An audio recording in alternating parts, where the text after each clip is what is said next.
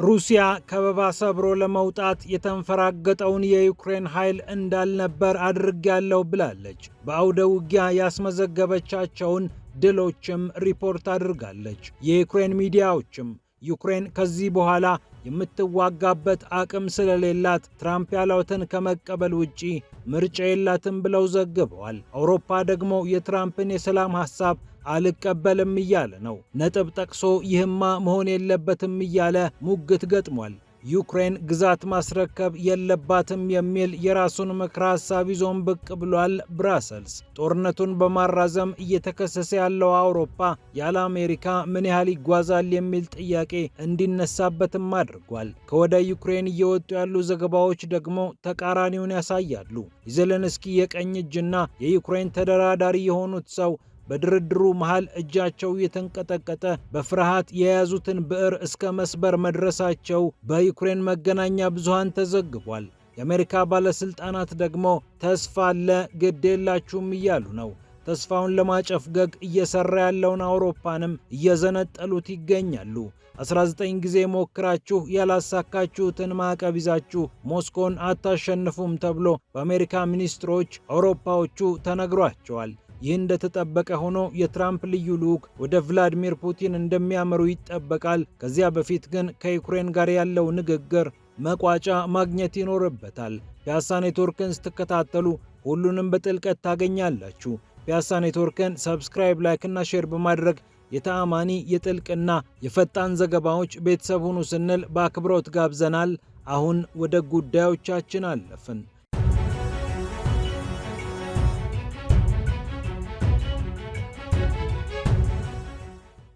የሩሲያ ጦር በዩክሬን የተሞከሩትን ከበባ ሰብሮ የማምለጥ እንቅስቃሴ አክሽፌያለሁ ብሏል። ከ7 ጊዜ በላይ ነው የዩክሬን ኃይሎች ከበባውን ጥሰው ለመውጣት የሞከሩት ይላል የሚኒስቴር መስሪያ ቤቱ ሪፖርት። የሩሲያ የመከላከያ ሚኒስቴር ይፋ እንዳደረገው ሩሲያ ክራስኖርሜስክ እያለች በምትጠራት ዩክሬኖች ፖክሮቭስክ እያሉ በሚጠሯት አካባቢ ከበድ ያለ ትንቅንቅ አድርጎ የነበረው የዩክሬን ኃይል ተመቷል። ከ7 ጊዜ በላይ ማጥቃት የፈጸሙት ደግሞ 425ኛው አጥቂ ሬጅመንት፣ 32ኛው ሜካናይዝድ ብርጌድ እና 95ኛው አየር ወለድ ብርጌድ መሆናቸውን የሩሲያ ጦር ይፋ አድርጓል።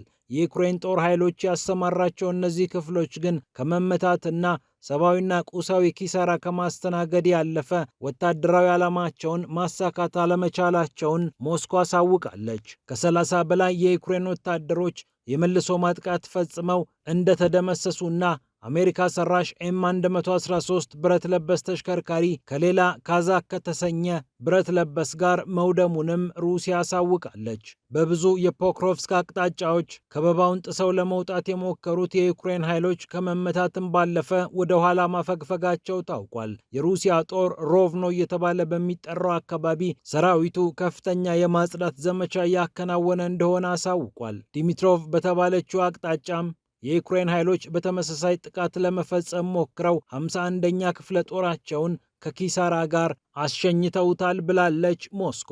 በፖክሮቭስክም በዲሚትሮቭም ተጠናክሮ የመጣው የዩክሬን ጥቃት መመከቱን ተከትሎ ዩክሬን ወሳኝ የሚባሉ የሎጂስቲክስ ማዕከላትን ማጣቷን ዳግም አረጋግጣለች ተብሏል። በዶንባስ አካባቢ የምትንቀሳቀስባቸውን ለጦር ሰራዊቷ ስንቅና ትጥቅ የምታቀብልባቸውን አካባቢዎች ማጣቷ ብቻ ሳይሆን መልሳ ለማግኘት የሞከረችው ጥረት አለመሳካቱ ምን ያህል የዩክሬን ጦር ተስፋ እንዲቆርጥ እንዳደረገው እየተገለጸም ይገኛል። እንደ ስፑትኒክ ዘገባ በ24 ሰዓታት ውስጥ ከ200 በላይ የዩክሬን ወታደሮች በተለያዩ አውደ ግንባሮች ሕይወታቸውን አጥተዋል። ይህ እንደተጠበቀ ሆኖ አሜሪካና ሩሲያ በዩክሬን ጉዳይ ሊመክሩ እንደሆነ ኒውዮርክ ታይምስ ዘግቧል። እንደ ኒውዮርክ ታይምስ ዘገባ የዩክሬኑ ንግግር ከተጠናቀቀ በኋላ አሜሪካ ፊቷን ወደ ሞስኮ በማዞር ከፍተኛ ባለስልጣኖቿን ልካ ከቭላዲሚር ፑቲን ጋር ተመክራለች ተብሎ እየተጠበቀ ይገኛል። ከዚያ ቀደም ብሎ ግን ከዩክሬን ጋር ያለው ንግግር ማለቅ ይኖርበታል።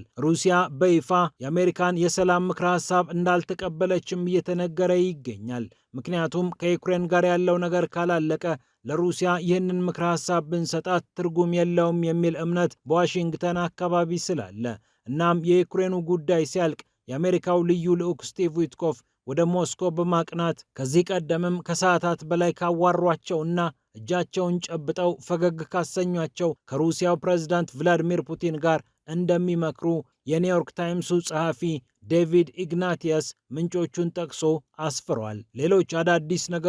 ሌሎች አዳዲስ ጉዳዮች በዚሁ በሰላም ሐሳቡ ዙሪያ እየተነሱ ይገኛሉ። የአሜሪካና የዩክሬን ባለስልጣናት አሁንም መምከራቸውን እንደቀጠሉ ነው የተሰማው። ምንም እንኳን ሲኤንኤን የአሜሪካው የውጭ ጉዳይ ሚኒስትር ማርኮ ሩቢዮ ከጄኔቫ ወደ ዋሽንግተን ማቅናታቸውን ቢገልጽም አሁንም ንግግሩ እየተደረገ እንደሆነ ታውቋል።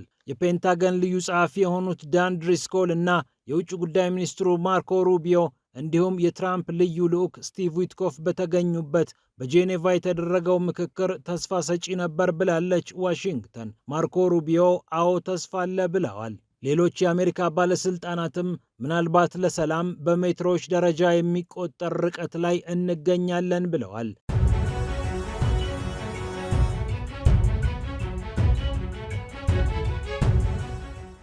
ይህ እንደተጠበቀ ሆኖ የትራምፕ ልጅ የኢቫንካ ትራምፕ ባለቤት የሆነው ጃሬድ ኩሽነር ወደ ጄኔቫ ማቅናቱ ተነግሯል። በጄኔቫ በውይይት ላይ ሆኖ የተነሳው ምስልም በብዙዎች አይን ውስጥ ወድቋል። በመካከለኛው ምስራቅ በተመሳሳይ የተፈረመውን የተኩስ አቁም ስምምነት በማስተባበር ከጀርባ ሆኖ በመምራትና የትራምፕን ልብ ለሌሎች በማካፈል ቁልፍ ሚና ተጫውቷል የሚባልለት ኩሽነር አሁን ደግሞ ወደ ዩክሬኑ ጦርነት ፊቱን አዙሮ ይህ ጦርነት እንዲያበቃ የትራምፕን ሐሳብ ይዞ እየተንቀሳቀሰ መሆኑ ተሰምቷል።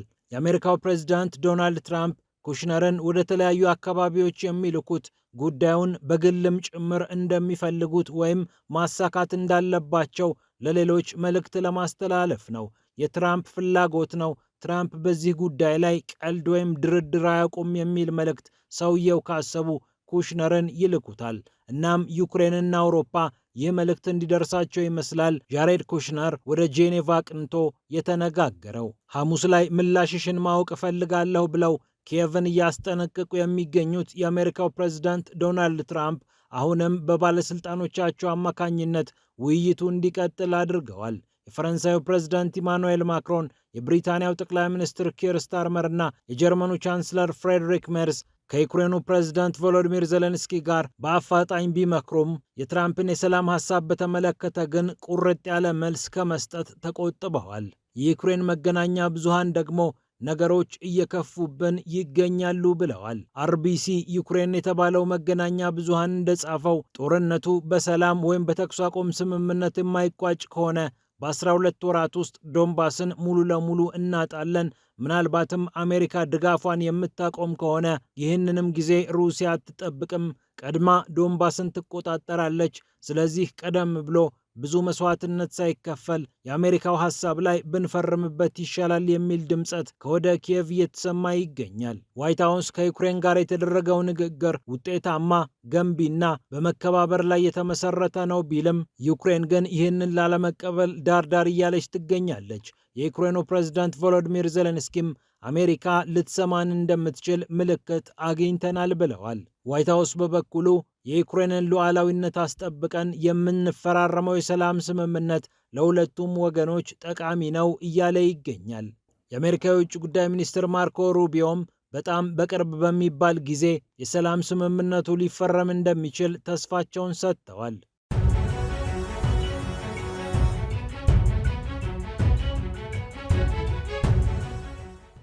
ይህ እንደተጠበቀ ሆኖ የዩክሬኑ ባለስልጣን በንግግሩ መሃል እስክርቢቷቸውን መስበራቸው እያነጋገረ ይገኛል። እጃቸው እየተንቀጠቀጠ ነበር። እናም ይህንን ብዕር ሰበሩት ብለው የዩክሬን መገናኛ ብዙሃን ምስሉን አጋሩት። በዋናነት ይህንን ዘገባ የሰራው ስትራና የተባለው የዩክሬን መገናኛ ብዙሃን እንደጻፈው ይህንን ብዕር የሰበሩት የዩክሬን የመከላከያና የጸጥታ ካውንስል ዋና ጸሐፊ የሆኑት ሮስተቭ ኡሜሮቭ ናቸው። ነገሮች ምን ያህል ለዩክሬን አስጨናቂ እንደሆነ ይህ ክስተት ያሳያል ተብሏል።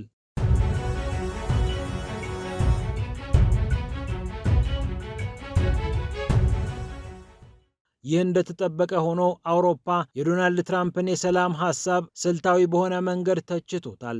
ብሪታንያ፣ ፈረንሳይና ጀርመን መክረውበታል የተባለ አንድ ሌላ ምክረ ሐሳብ ብቅ ማለቱም ታውቋል። ኔቶ ከዩክሬን ጋር ይፋታ የሚለውን ሐሳብ ቢያንስ ቋንቋውን ማለዘብ አለብን ብሎ ብራሰልስ መክሯል። ሌላኛው ብራሰልስ የመከረበት ነጥብ ዶኔስክና ሉዋንስክን ጨምሮ የተለያዩ ግዛቶች ሙሉ ለሙሉ ከዩክሬን እጅ ይውጡ የሚለውንም ጉዳይ ማስተካከል አለብን ብሏል። ሌላኛው ጉዳይ ደግሞ በግዛት ላይ የሚደረጉ ማስተካከያዎች ከመደረጋቸው ቀድሞ የተኩስ አቁም ስምምነት መደረግ አለበት ይላል። እንዲሁም ዩክሬን ሰላም ስምምነቱ በተፈረመ በ100 ቀናት ውስጥ ምርጫ ማድረግ አለባት የሚለውንም ጉዳይ እናዘግይላት ብሏል ብራሰልስ። የአሜሪካና የሩሲያ ግንኙነትም ላይ መጠነኛ መገደብ ሊኖር እንደሚገባ የሚያሳዩ ምክረ ሀሳቦችን እያቀረበ ነው የአውሮፓ ህብረት። የዩክሬን ጦር ከ600 ሺህ በላይ እንዳይሆን የሚለው ሀሳብም ወደ 800 ሺህ ከፍ እንዲልለት የነ ማክሮን ስብስብ ጥያቄውን አቅርቧል። የአሜሪካ የውጭ ጉዳይ ሚኒስትር ማርኮ ሩቢዮ በበኩላቸው ይህ የሰላም ሰነድ ከሁለቱም በኩል በየቀኑ እየተሻሻለ የመጣ ነው፣ ሁለቱንም ይጠቅማል የሚለውን አቋማቸውን አጠናክረው ቀጥለውበታል። ሩሲያ በጄኔቫው ንግግር ባትሳተፍም የዩክሬንንና የአጋሮቿን ሀሳብ ተከትሎ በጉዳዩ ላይ ይፋዊ ውይይት ውስጥ እንደምትገባ እየተነገረ ይገኛል። ዜሌንስኪም አሜሪካዎች ሊሰሙን እንደሚችሉ ምልክቶች አግኝተናል፣ ይሰሙናል እያሉ ናቸው። ለህዝባቸው ባቀረቡት የቪዲዮ መልእክት እንደተናገሩት የስዊዘርላንዱ ውይይት ይቀጥላል፣ እናም ተጨማሪ ነገሮች ሊኖሩ ይችላሉ። አሜሪካዎች ይሰሙናል ብለን እናስባለን፣ ለዚህም ምልክቶች አይተናል ብለዋል። ከአሜሪካ በኩል ግን እንዲህ አይነቱ ነገር ሊኖር እንደማይችል እቅጩን የሚናገሩ ባለስልጣናት በርክተዋል። ዩክሬን ሩሲያን ድል ታደርጋለች የሚለው የድል ትርክት ቅዠት ነው ብለዋል ጄዲ ቫንስ። የአሜሪካው ምክትል ፕሬዝዳንት በሞስኮና በኪየቭ መሃል የሚደረገውን ንግግር ማድረግ የሚችሉት ማሰብ የሚችሉ ብልሆች ብቻ ናቸው በማለት ፕሬዝዳንታቸውና አስተዳደራቸው ብቻ ይህንን የማድረግ አቅምም ፍላጎትም እንዳላቸው ጥቆማ ሰጥተዋል። ብልሆች ብቻ ስማርት ፒፕል ብልሆች ብቻ ይህንን በዚህች ዓለም ማድረግ ይችላሉ በማለት የዩክሬንና የሩሲያን ጦርነት በተመለከተ የተዛባ ትርክት እንዳለ አረጋግጠዋል። አሜሪካ ይህንን ጦርነት ለማስቆም የምትሄድበትን ርቀት የሚተቹትንም ሰዎች ነቅፈዋል ጄዲ ቫንስ።